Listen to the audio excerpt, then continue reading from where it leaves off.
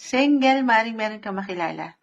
Kung magiging bukas ka lang dito, at di ka magpapatalo sa ilang emosyon na hindi ganon kagaanan. Yes po. Lalo pa kung iniangat mo na ito, hindi lang sa mga tala, the store, pero sa kanya, sinamahan ng dasal.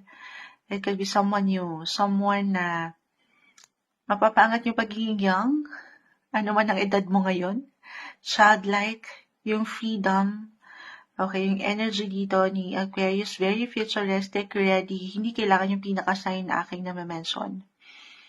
Okay.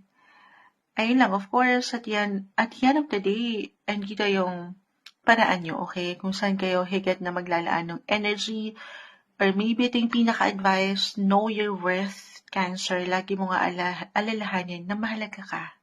Mahalaga ka, may halaga ka. Deserve mo yung maging masaya, syempre pa. At makapagsimula sa mga bago. I see someone new chapter, new beginnings when it comes to your love life, September. Timing.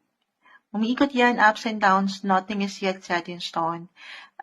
Kung nandito ako moonchild sa situation ng relasyon na parang hindi okay, walang comfort, walang stability, yung security, yung kinukulang, maybe this is a sign for reflection. Do some